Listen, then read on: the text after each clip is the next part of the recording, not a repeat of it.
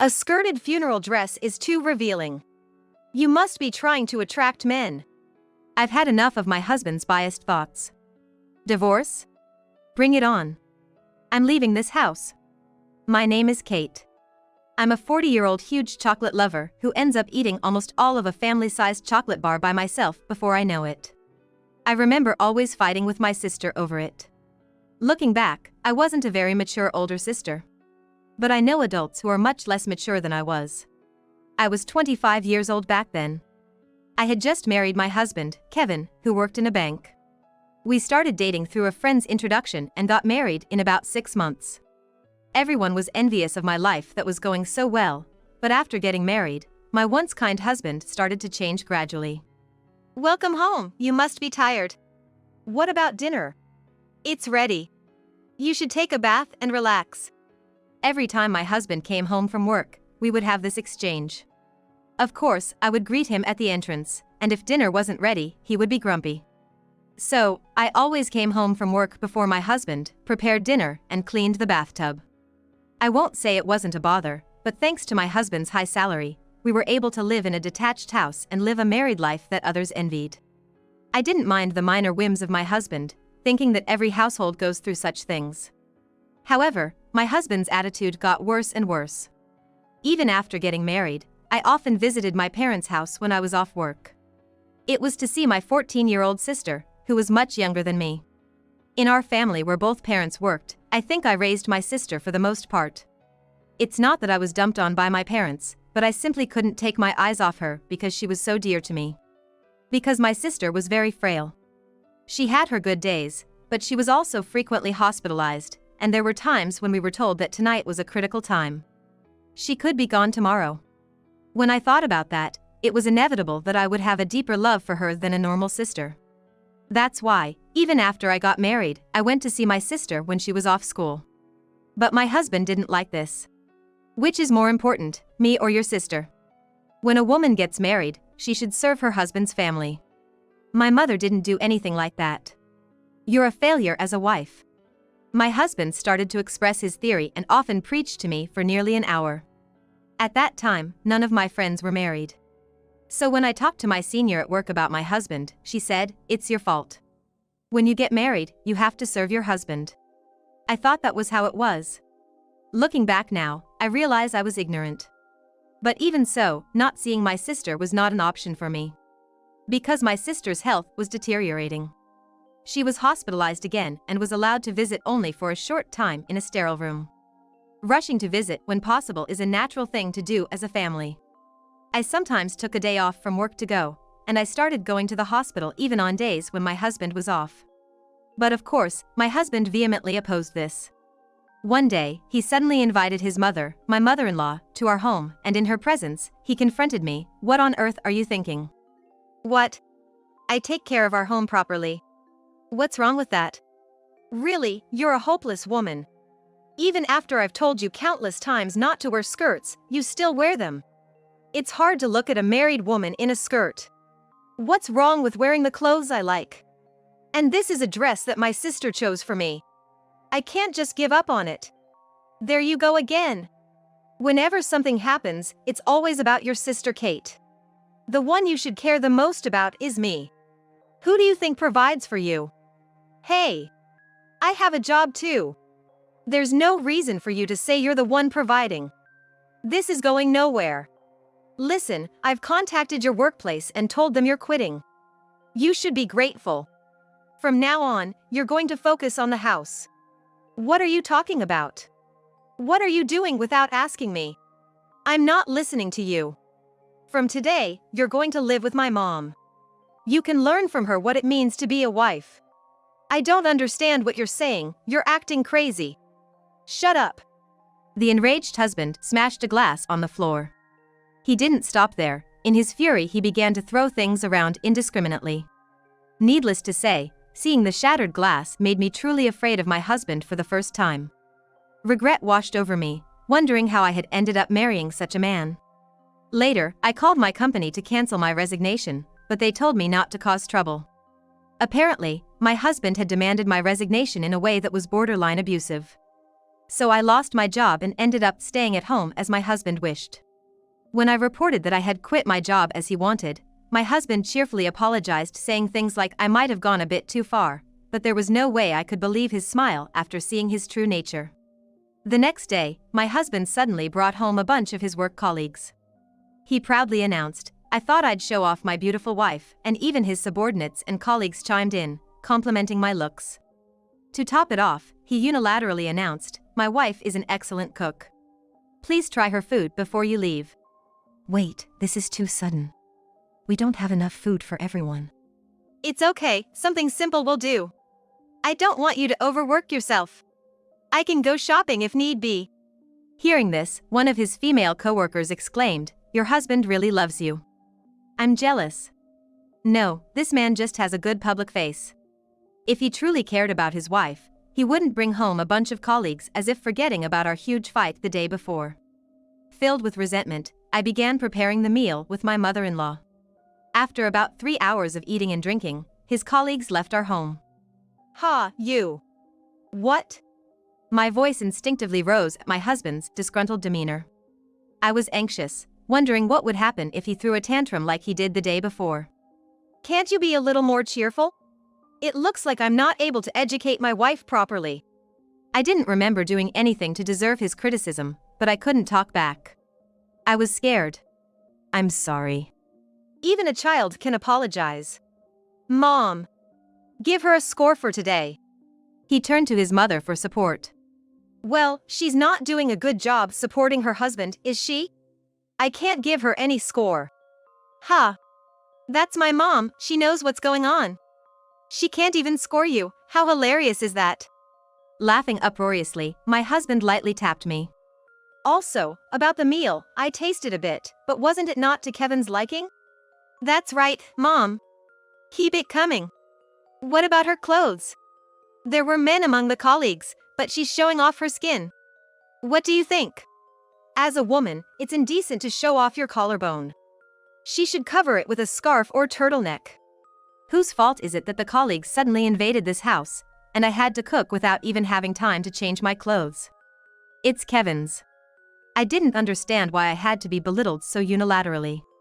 She really is something, isn't she?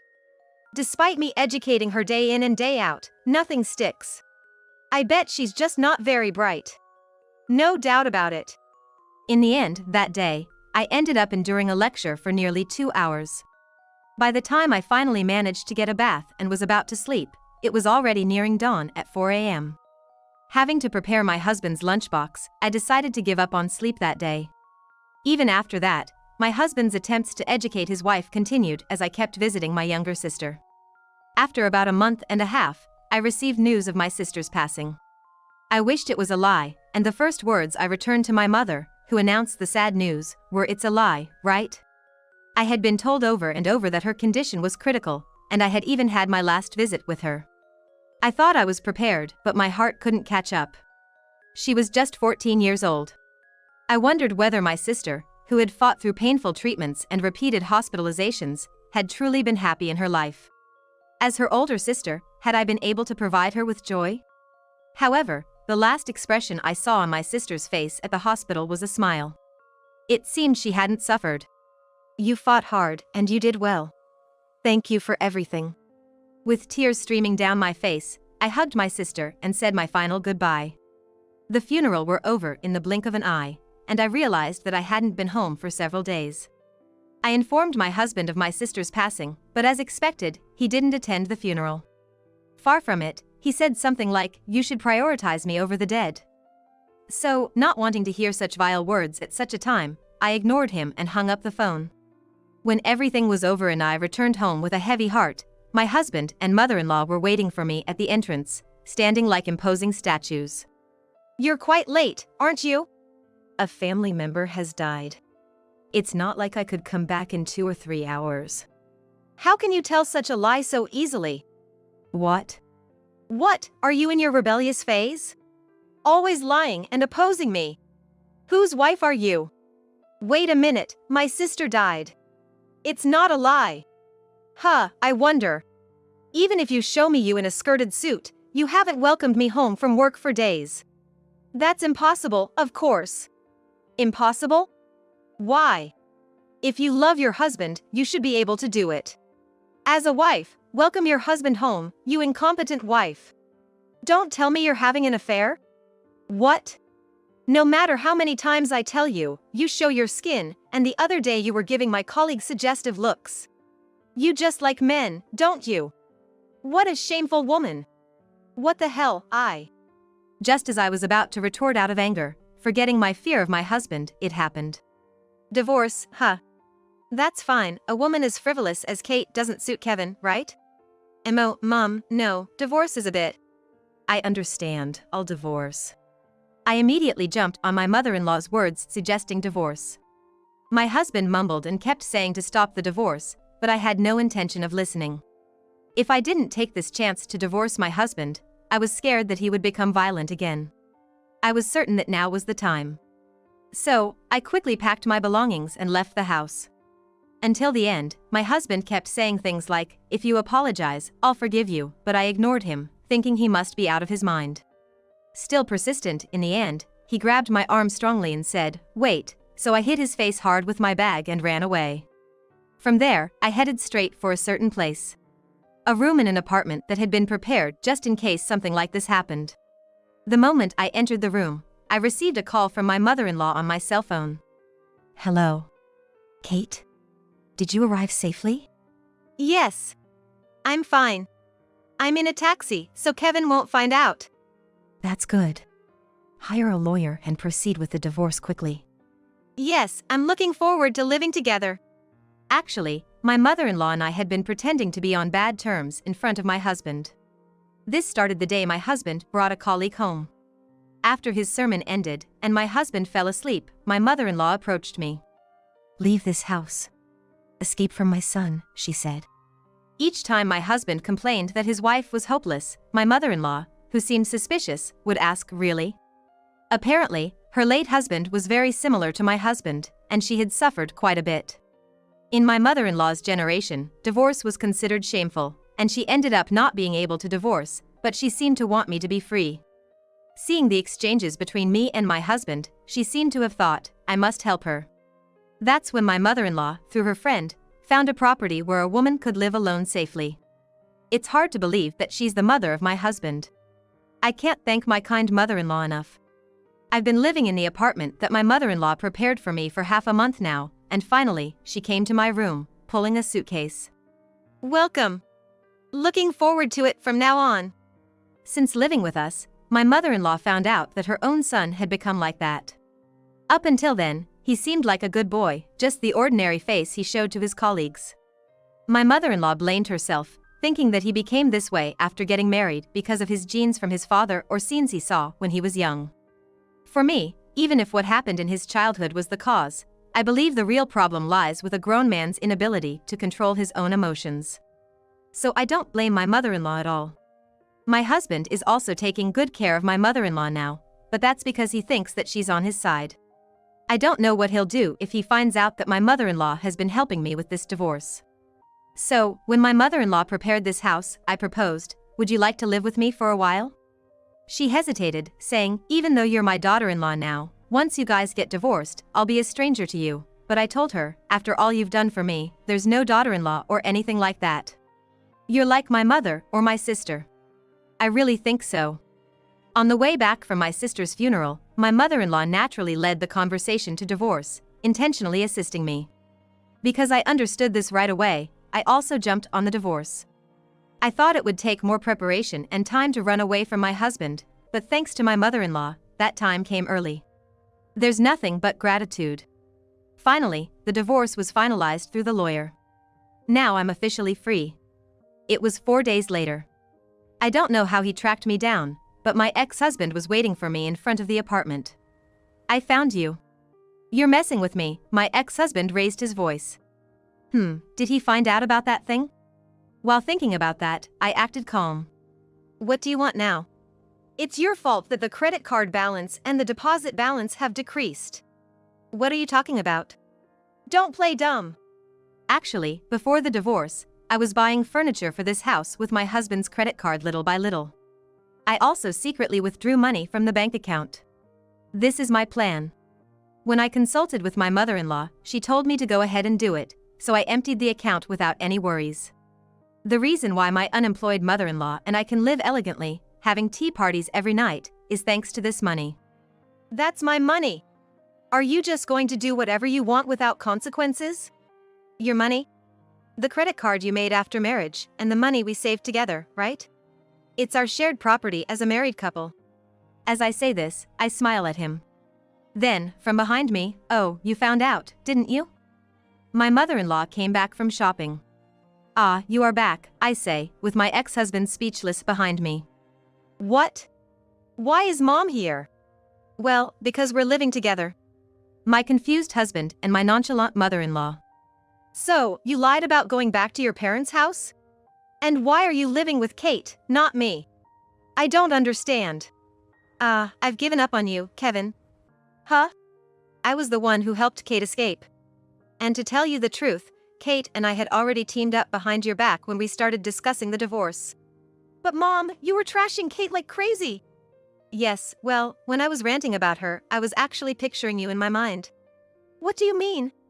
Because you're a dim-witted son, and the kind of son who gets upset over a woman's exposed collarbone, I thought Kate would be in danger. She deserved better than a husband like you.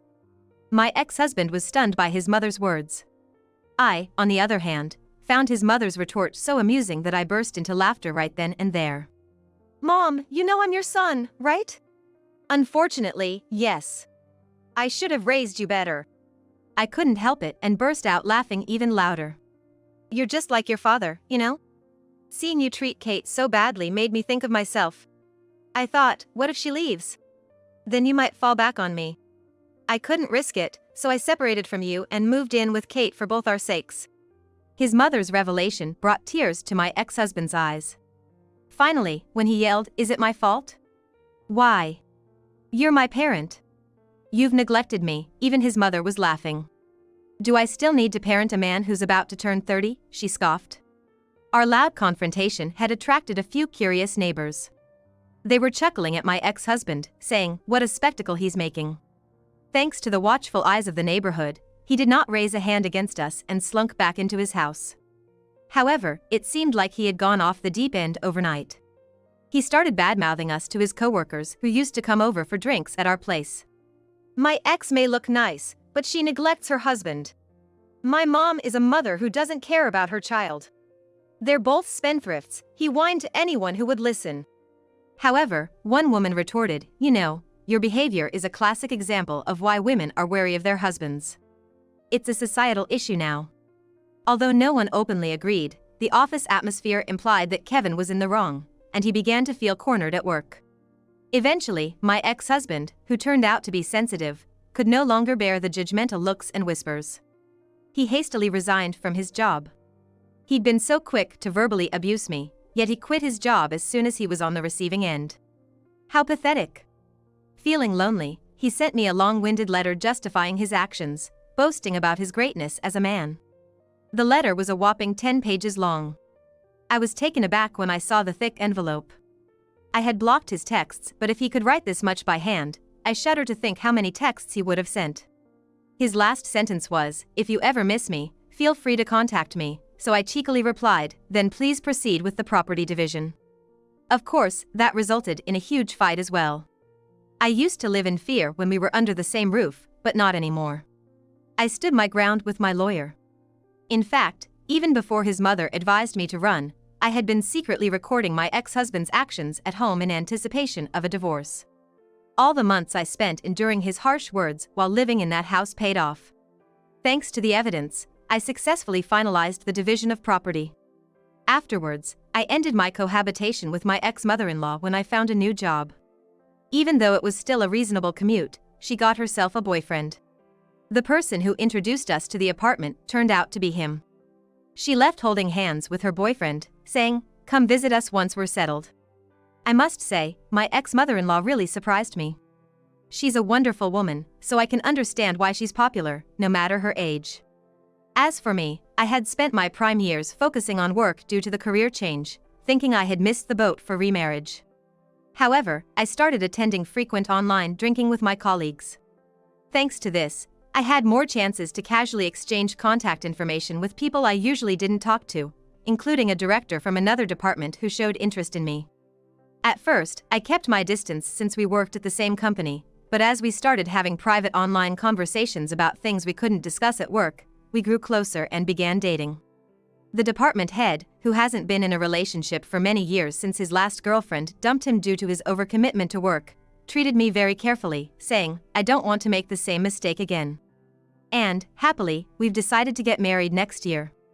He is getting married for the first time, so I was worried whether his parents would dislike me, who has been divorced once, but I am relieved to see my relaxed in-laws saying, "Thank you for taking our son."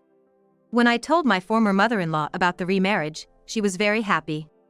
Oh, and speaking of my ex-husband, he apparently got a job at a different bank and remarried, but given his personality, it seems like he got divorced again. He is now divorced 3 times.